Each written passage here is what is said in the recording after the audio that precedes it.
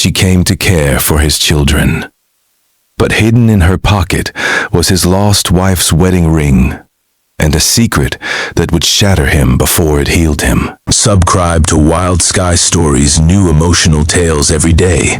The morning sun painted the Wyoming Valley in shades of gold and amber as Samuel Hartwell stood on the porch of his weathered farmhouse. His calloused hands gripped a cup of coffee, long gone cold, his eyes fixed on the two small figures playing near the old oak tree. Thomas, barely 8 years old, was showing his 5-year-old sister Rosie how to build a tower from river stones. The boy had grown so serious in the past 2 years, carrying responsibilities no child should bear. Samuel released a heavy breath. 2 years. 2 years since fever had swept through their small community and taken his beloved wife, Margaret. 2 years of burned breakfasts, tangled hair, missed birthdays, and the hollow silence that filled every corner of their home. He had tried his best. Lord knows he had. But watching Rosie clutch her cornhusk doll and cry for her mama in the darkest hours of night shattered his heart into pieces he could not reassemble. He was not looking for love. That chapter of his life had closed when they lowered Margaret into the cold earth beneath the cottonwood trees. But his children needed something he simply could not provide. They needed gentleness, patience, the soft touch of a woman who understood the mysteries of childhood that escaped his rough rancher hands. That was why 3 months ago, against every instinct and ounce of pride he possessed, Samuel had done something desperate. He had placed an advertisement in the eastern newspapers seeking a woman willing to come west, not as a bride, but as a caretaker for his children. He had been honest in his letters, painfully so. He offered a home, fair wages, and respect. Nothing more. Today, that woman was arriving on the afternoon train. The settlement of Cedar Hollow had no grand station, merely a wooden platform where the Union Pacific made brief stops twice weekly. Samuel adjusted his Sunday hat, the one Margaret had given him 3 Christmases past, and guided his children toward the platform. Thomas walked with quiet dignity while Rosie skipped ahead, her braids bouncing with each step. "Papa, what if she's mean like old Widow Crawford?" Thomas asked, his young voice carrying worry beyond his years. Samuel placed a reassuring hand on his son's shoulder. "I exchanged many letters with Miss Winters, son. She seems kind." "What if she don't like us?" Rosie whispered, suddenly stopping her skipping to clutch her father's leg. Samuel knelt down, his knees protesting against the hard-packed earth. He looked into his daughter's eyes, so much like her mother's, and smoothed a loose strand of hair from her face. "How could anyone not love you, little flower? You just be yourself." The distant whistle of the approaching train echoed across the plains, and Samuel felt his stomach tighten with apprehension. What was he doing? Bringing a stranger into their home? What if this Evangeline Winters turned out to be nothing like her eloquent letters suggested? What if she took one look at their simple life and caught the next train back to Boston? The iron beast slowed with a great exhale of steam, and passengers began descending onto the platform.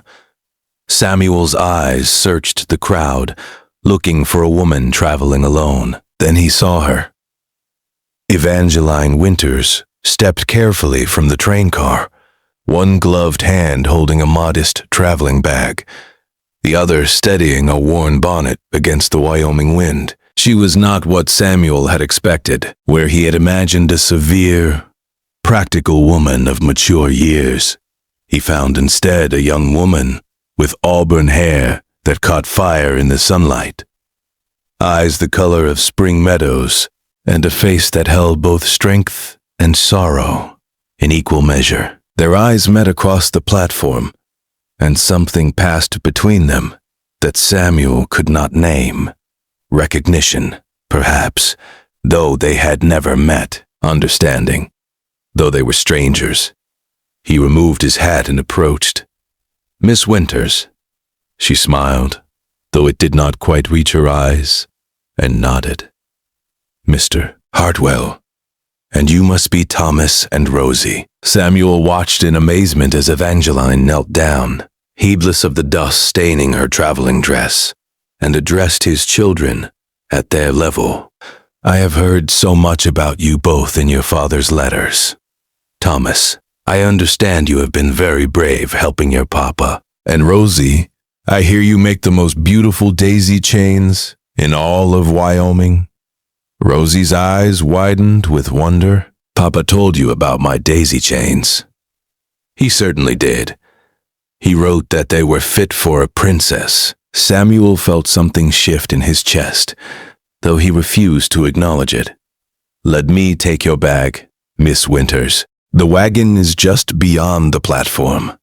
The ride to the Hartwell farm took nearly an hour, and during that time, Samuel learned that Evangeline Winters was full of contradictions. She spoke like an educated woman, but knew how to properly clean a fish. She dressed in the practical manner of a schoolteacher, but handled the sight of the vast empty prairie not with fear, but with something approaching reverence. "I worked as a governess in Boston for many years," she explained, when Samuel inquired about her background. "I cared for the children of the Pemberton family until circumstances required a change. And those circumstances would be..." A shadow crossed her lovely face. "Loss, Mr. Hartwell. Like yourself, I have known loss." Samuel nodded, asking nothing more. He understood that some griefs were too deep for conversation with strangers. Days turned into weeks, and Evangeline Winters proved to be everything Samuel had hoped, and nothing he had expected. She brought order to their chaotic household without being harsh. She mended clothing that Samuel had given up as lost causes. She taught Rosie to braid her own hair, and spent patient hours helping Thomas with his letters and numbers. But she also brought something else into their home, something Samuel had not advertised for and did not know how to handle. She brought warmth, laughter, the smell of cinnamon and apples. Songs hummed over bread dough, stories told by firelight that made his children's eyes shine with wonder. Samuel found himself lingering over supper, drawn into conversations about everything and nothing. He discovered that Evangeline had a quick wit and a dry humor that caught him off guard. He learned that she loved thunderstorms, despised parsnips, and believed that every person deserved a second chance in life. "You are very good with the children," he told her. One evening, as they sat on the porch, while Thomas and Rosie caught fireflies in the meadow. "They have grown to care for you." Evangeline's hands stilled on the mending in her lap. "And I have grown to care for them. They are remarkable children, Mr. Hartwell." "Samuel," he corrected before he could stop himself. "Please, call me Samuel." She looked up at him, and in the fading light he saw something in her eyes that made his heart race. "Samuel," she repeated softly, and his name had never sounded so beautiful. The seasons changed, summer giving way to autumn, and the Hartwell household transformed into something resembling a home again. Samuel found himself watching Evangeline when he thought she was not looking, memorizing the way she smiled when Rosie said something amusing, the graceful movement of her hands as she kneaded bread, the stubborn set of her chin when she argued with him about the proper way to plant winter vegetables. He was falling in love with her. The realization struck him one morning like a bolt of lightning, and he stood paralyzed in the barn, pitchfork forgotten in his hands. This was not part of the arrangement. He had hired her to care for his children, not to steal his heart. He had no right to burden her with feelings she had never asked for. But even as he wrestled with his conscience, he could not deny what he saw in her eyes when she looked at him, the way her breath caught when their hands accidentally touched, the soft flush that colored her cheeks when he paid her a compliment. One evening, as October painted the valley in shades of crimson and gold, Samuel made a decision. He found Evangeline in the kitchen, preserving the last of the autumn apples, and cleared his throat. "May I speak with you outside? There is something important I need to say." Evangeline's expression grew serious, and she nodded, wiping her hands on her apron. They walked together to the old wooden fence that bordered the property, the sunset casting long shadows across the land. "I know this is not what you agreed to," Samuel began, his voice rough with emotion. "I know you came here for the children, and you have given them more than I ever could have hoped. But I find that I cannot continue in this manner any longer. My feelings for you have grown beyond what is proper, and I must confess them before this silence destroys me." Evangeline stood very still, her face unreadable. "I love you, Evangeline, not just for what you have done for Thomas and Rosie, but for who you are. Your kindness, your strength, your laughter. I love the way you sing when you think no one is listening. I love the way you argue with me about matters you know nothing about." A small smile tugged at her lips despite the tears gathering in her eyes. "I am not asking for an answer now," Samuel continued. "I only ask that you consider whether there might be room in your heart for a simple rancher and his 2 children.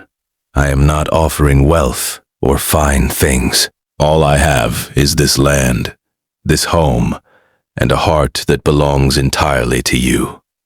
The silence stretched between them, broken only by the distant call of a night bird. When Evangeline finally spoke, her voice trembled. "Samuel, before I can answer, there is something you must know, something I should have told you when I first arrived. I carry a secret that may change everything between us, and I cannot accept your heart while holding on to a lie." Samuel felt ice form in his chest. "Whatever it is, we will face it together." Evangeline shook her head, tears now flowing freely down her cheeks. 2 years ago, I was not a governess in Boston. I was a nurse.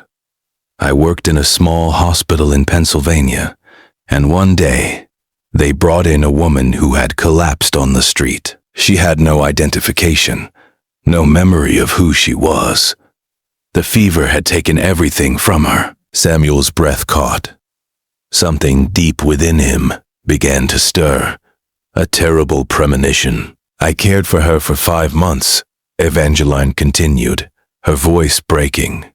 Slowly, her memory returned. She told me about her husband, a rancher in Wyoming with eyes the color of the summer sky. She told me about her son, Thomas, who was learning to be brave. About her daughter, Rosie, who loved daisy chains." Samuel grabbed the fence post, his knees threatening to give way. "Margaret, you knew Margaret. She believed you thought she was dead. The telegram from the town doctor had been sent when she was not expected to survive. By the time she recovered enough to write, 6 months had passed. She was too ashamed, too afraid of how much time had gone by, too worried about what her illness had done to her mind. She asked me to find you, to check on her children, to make sure they were all right. She was alive." Samuel's voice cracked with anguish. "All that time she was alive. She passed away peacefully 3 weeks before I arrived here," Evangeline whispered. Her lungs never fully recovered, but in her final days, all she spoke about was you and the children. "She made me promise to find you, to tell you the truth, to make sure Thomas and Rosie knew how much she loved them.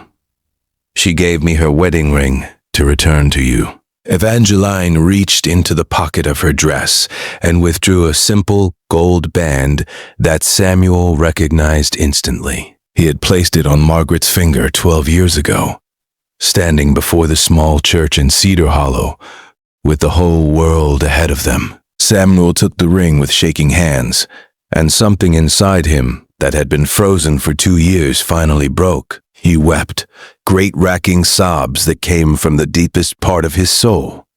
He wept for his wife, for the months he thought she was dead while she was fighting to remember him. He wept for his children, who would learn that their mother had lived longer than they knew.